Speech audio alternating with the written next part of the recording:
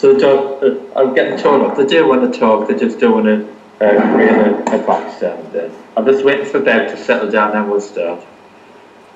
Have you had a good day up to now? Yeah? It's been a long day, I know, but just one more and then you're finished for the day. Right, let's just pray, shall we? Let's pray. Lord, we thank you, Lord, for each student. Lord, we thank you for the dedication that they've took upon themselves, Lord, to want to learn more about your word and just to spend that time with you today, Lord. I pray, Lord, that you'll bless them, that they'll help them to learn from what we study, Lord, and that it might help them to be, Lord, to become closer in their relationship with you. In Jesus' name we pray, amen. Amen. Right, I'm not sure about the settings on here. I believe that you can hear me okay. I'm just turning speakers up because I can't hear you at all, really. Oh, it's because they've turned the speakers down here as well, so I'm just turning them up. Right, there we go. Right, last time I believe that we were in Proverbs and that we didn't finish all of the handouts that I'd sent to you. I believe I think we talked through. We talked a lot about wisdom. And I think that's where we finished. Did we talk about Solomon at all last time?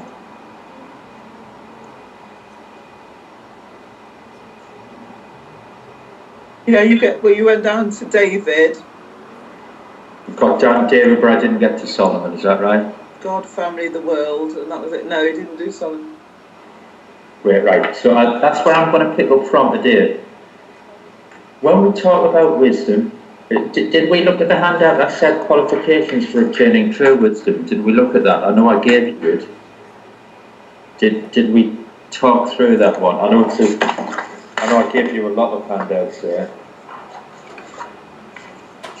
Just grabbing it here. Yeah, there wasn't one that says qualifications for obtaining true wisdom. I think I did mention about it. I just want to go back a little bit here. How do we truly become wise? And like I say, I did mention it, I remember now, but I just want to go over it. Firstly, we acknowledge God. In all your ways acknowledge him, he shall direct thy paths. That's wisdom. Then we recognize parents. My son, hear the instruction of thy father, forsake not the law of thy mother. So that's in chapter 1, verse 8.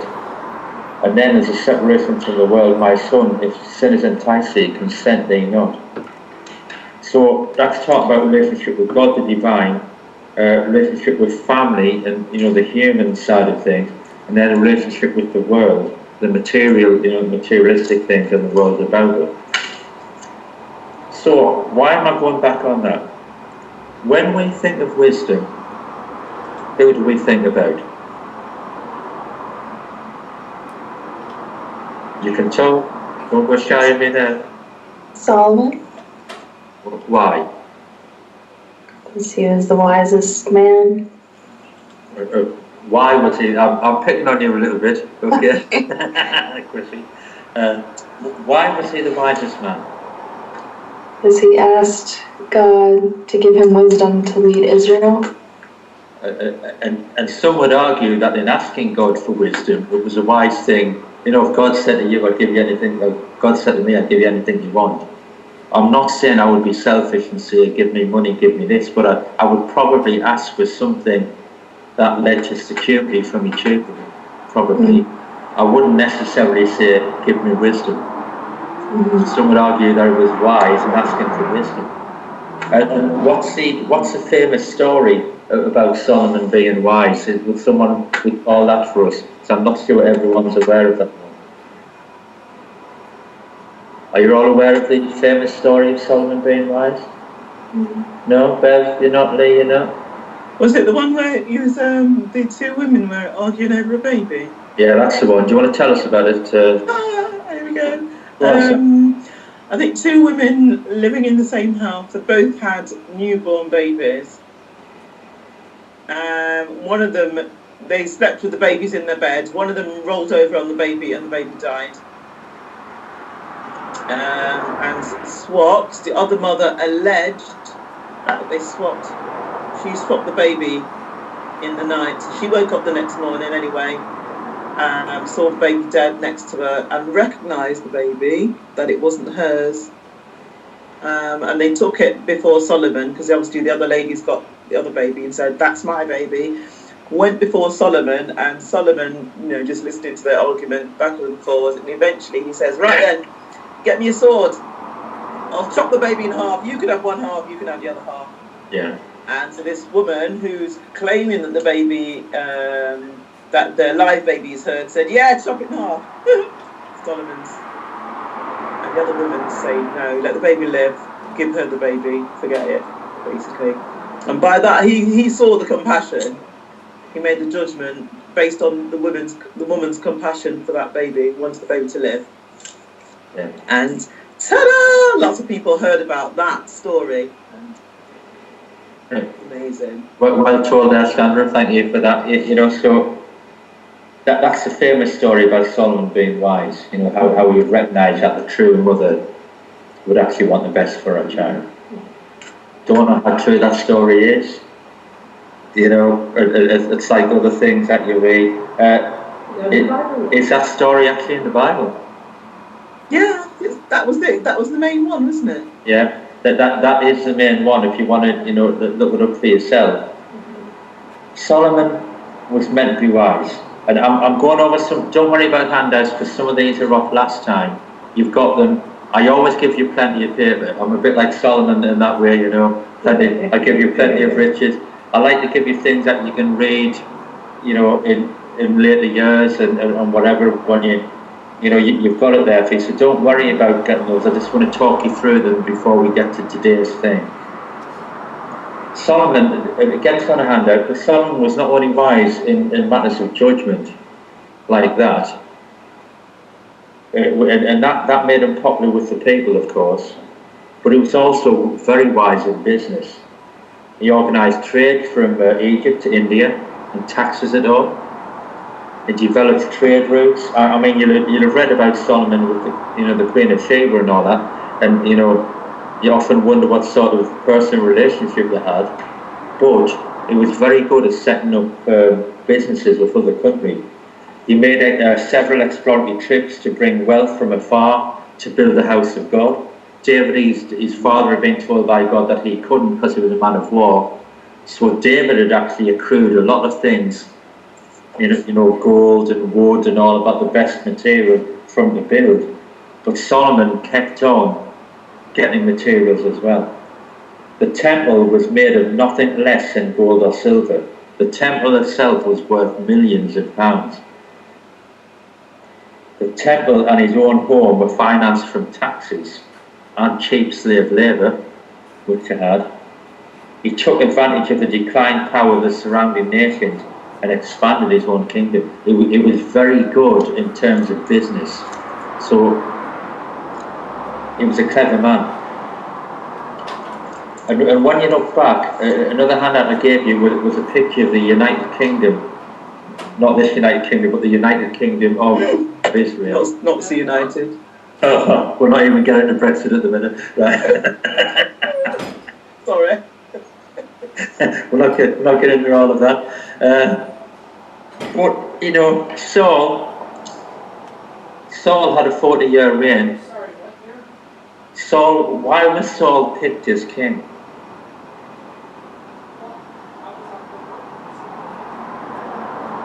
Why did Saul become the first king of Israel? Well, of course you know this one, don't you? Basically, it's because the people looked at him and it was head and shoulders above other men. I think it means physically. But he was a big guy. Maybe he stood out for other reasons as well. I'd like to think that people wouldn't just pick a king because he was the tallest. I'd like to think that they saw some other thing, but we know that Saul had a troubled reign. We know that God saw David as a man after his own heart, and he rejected Saul. Saul couldn't cope with that. Saul hires David as a musician. You know, Saul's own son is best friends with David. There's lots of complications. Saul is trying to kill David. David could have killed him, but didn't, because he didn't want to hurt God's anointed. Saul is a troubled man, but he reigned for 40 years, but it wasn't a good reign. David, on the other hand, anointed as a child, a man after God's own heart. He's a worshipper. He's a shepherd boy who slays a giant. You know, he is a man after God's own heart, but we've looked in times past to see that David, you know, he might have been writing the Psalms and instrumental and all of that, but he had a good reign, but he had troubles in his family and things as well. And God wouldn't let him build the temple because he'd been a man of war. So he builds up for his son Solomon. And we know Solomon is a child from the relationship with Bathsheba. Not the first child born out of that sin, but a child after that. And Solomon has a 40-year reign. God gives him wisdom at the beginning. He builds a temple. Now the reign of Solomon is wise. In chapters 3 to 4 of 1 Kings, he's wise. He builds a temple from chapters 5 to 7. These are on your handouts of last time. He dedicates the temple in chapter 8. Solomon is all about his glory and fame, is all in chapter 9 and 10. And then we see his fall in chapter 11. He's a renowned author. He wrote 3,000 proverbs, we believe. He wrote the Song of Solomon, Ecclesiastes, various psalms, and over, they reckon, 1,005 songs. And I'm sort of skipping over them quite fast here. What advantages did he begin his reign with? He inherited his father David's kingdom with little dispute. There were immense stores of wealth laid up by his father. He's got exceptional, divinely imparted abilities, i.e. his wisdom, from God. And he's got the love and the high hopes of the people because he was David's son, and he sort of took it even a step further up than David had. But I'm just going to ask you one question before we move on to different things here. Moses gave a warning to a king not to accumulate 3 things. Now, I don't know whether you've looked at the handouts or not, but what 3 things did Moses warn a king that you don't need to build up lots of?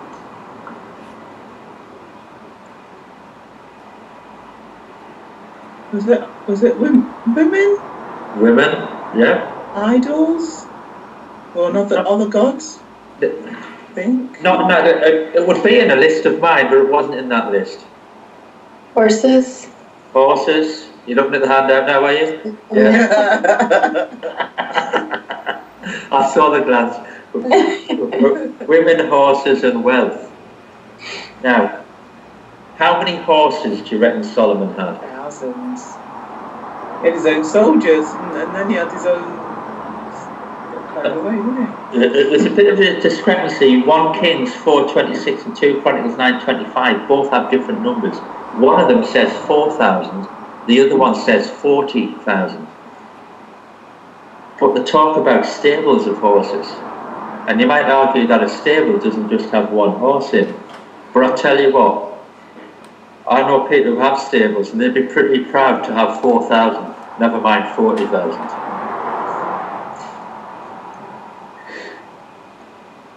How many women did he have? I think you know this one. Do you know this number? Yeah. 700 wives. 700 wives. And the joke here is 300 concubines. But I tell you what, talk about people being prickly. Can you imagine? I'm not being sexist in any way here. I am not. Now your wife might see this when you say you can just about cope if you want. And what I'm trying to say, Sandra, is there'd be enough trouble between me and 1. Never mind me and 1,000. Never mind me and 700 with another 300 tagging along when I fancied it. And let's be honest, and I'm trying not to be too crude here, 1,000 women, there's only 365 days in a year anyway.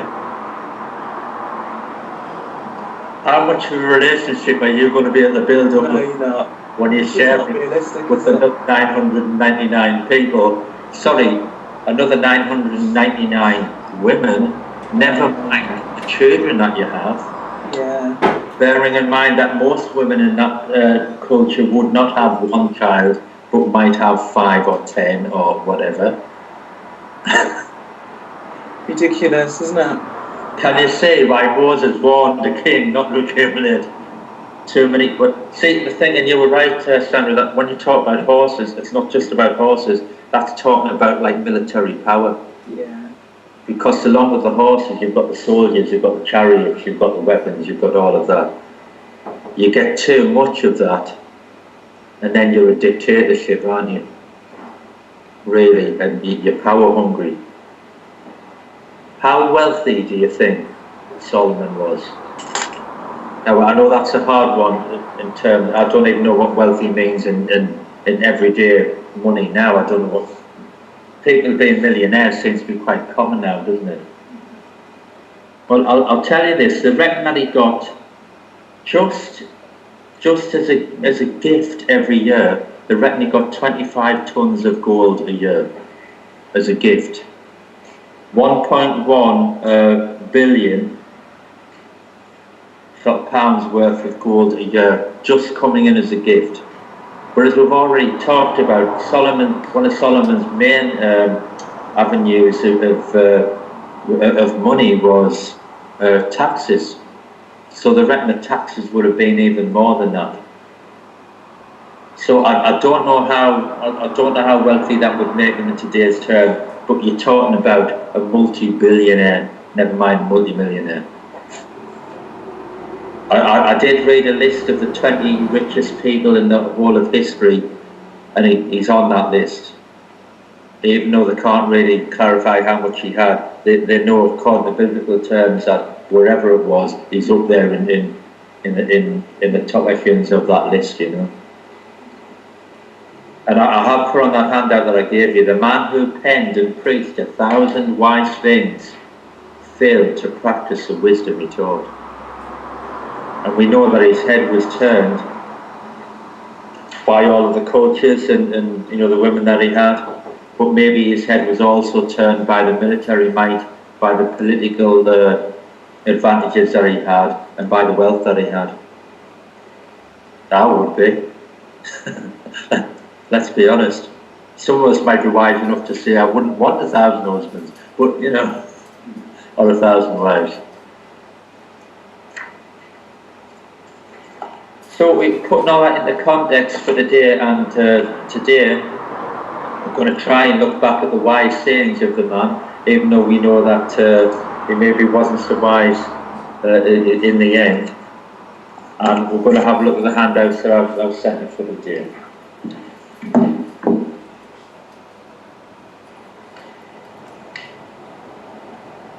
Right, so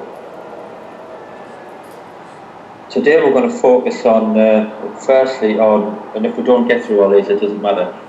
One of the big things that comes across here is the fear of the Lord. And Proverbs, it talks about the fear of the Lord. And I think I touched on it a little bit last time here, but it is in your handout. 2 types of fear. Firstly, there's a healthy fear, like the fear of those handouts you've got there, they're last month's. Those are last month's, not this month's, I believe. So I don't know where this month's are for you, we'll have to find them. Ladies, have you got a handout with the fear of the Lord on? Yeah. Yeah. So maybe yours are going to come again, like maybe the bit there. That's last month's handout. I think so anyway, yeah, because we talked about all that last time. So 2 types of fear. You've got a healthy fear, like the fear of fire, fear of an oncoming car, things where your body says, hold on, this could hurt you, this, And then you've got unhealthy fears like phobias. Now, I'm not asking if anyone's got any phobias, because you might want to admit them because you're a Christian, you shouldn't fear anything. But if we talk, let's talk about phobias that people have. Are the ones that you think are ridiculous, or things that you think are common? Let's just have a little chat about phobias. Doesn't have to be your own, like I said. Talk to me about phobias. I thought I had a fear of spiders until I had my son, and then I had to deal with them. So, but if that was a real phobia, because people that have phobias just can't get past that, can they? You just don't deal with it. I mean, there are some things that we don't like because we don't like dealing with. Yeah. Like I don't mind if I'm dealing with children and there's a bit of blood. I don't mind the blood. Sick, on the other hand, I don't like the smell that makes us a red clot. I wouldn't say it's a phobia. I just don't like it. Yeah. But I could tell people have got phobias of spiders that just can't deal with even a photo of them, and got to be out of the house, sort of thing. And the thing is, when is it a phobia, and when is it just a choice that you don't like it? It's a hard one, isn't it? When is a phobia actually a phobia? Does that mean that fear is it a fear that just grips you that much? There's a fine line, isn't it, between fear and a phobia. So what does it mean to fear God? We've got to be careful, haven't we, when we talk about, fear in God, that we understand what we mean by fear. What are you going to say, Beth? I would say you fear the consequences if you're doing wrong. You fear God's not going to bless you. Can you hear that? Or can you hear Bev okay there? Not clearly. You said that you fear. Say it again, Bev. You fear that God's going to, well, you won't be blessed if you do something wrong, or you sort of frightened of the consequences. So you fear that if you do something wrong, you won't be blessed, and that there's going to be consequences there. You've got to be careful going down that line, haven't you? Because then you're frightened to do things in case you're going to get them wrong. You've got to be careful as well that a fear of God doesn't mean to be afraid that God's going to get you, that God's going to catch you out, that God's going to... the idea of... in another lesson today I talked about accountability. I don't like accountability sometimes, because accountability means that I think other people are watching this to see if I'm doing things right, especially in like a work situation. It's right that I'm accountable, but sometimes you don't like who you're accountable to, or you don't trust who you're accountable to. And if you think that they're out to try and catch you out, or to get you out, or to whatever, and I've got to be careful I don't think about God like that God's trying to catch us out, or trying to... So the fear, what does it mean to fear God, really? Really, we're talking about respect, aren't we? Respect and reverence for God, and that we wouldn't dare do anything that might displease Him, not because we want to, not because of getting caught out, but because we don't want to disappoint Him, because we love and respect Him. And the best relationship to think about in terms of good relationships, not that all of them are good in the world, but it's to think about like a parent-child relationship, or a healthy parent-child relationship, And people would say this: why do people backslide? Why do people move away from the Lord? Some would say, quite simply, they lose their fear of God. Would you agree with that? What you do, if you don't fear God, do you? Bev says you could get the point where you're not bothered what you do if you don't fear God. Any other comments on that?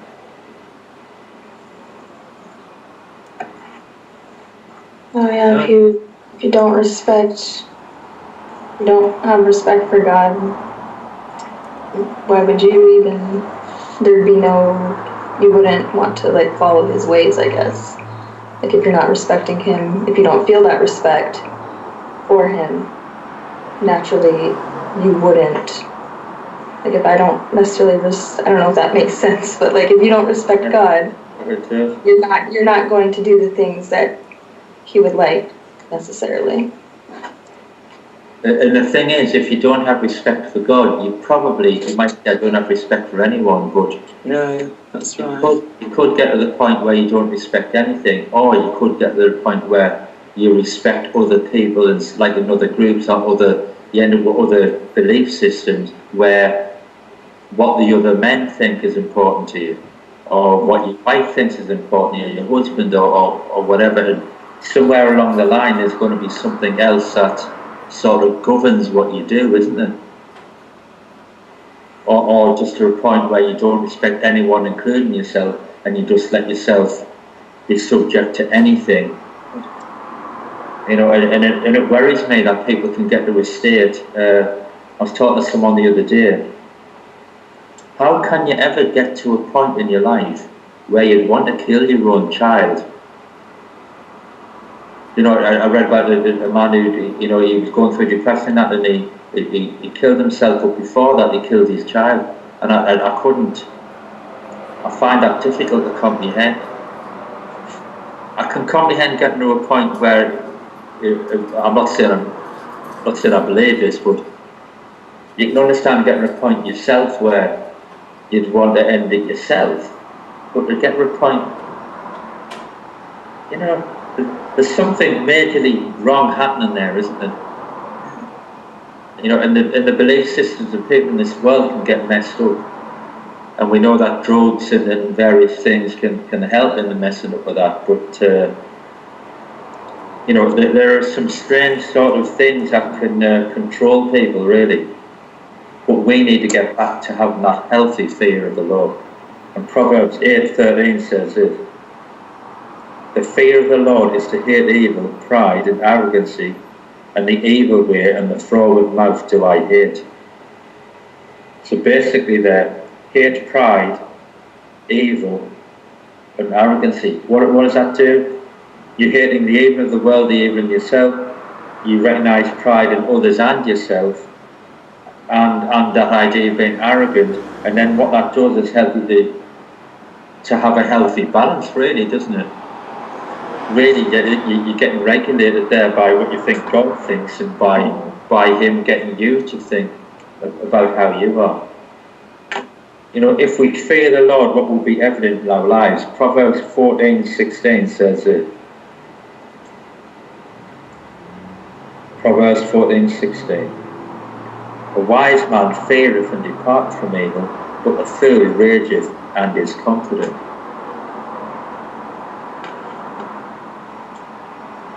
So you might argue there that, you know, the wise man fears, departs from evil, the fool rages and is confident.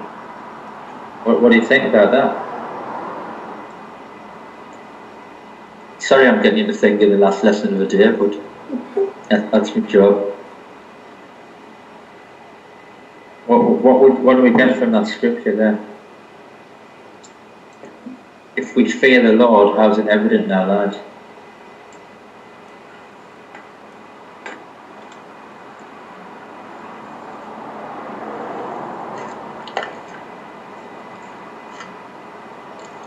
What do you reckon? It's like, well, I suppose it's, I was going to say, it's like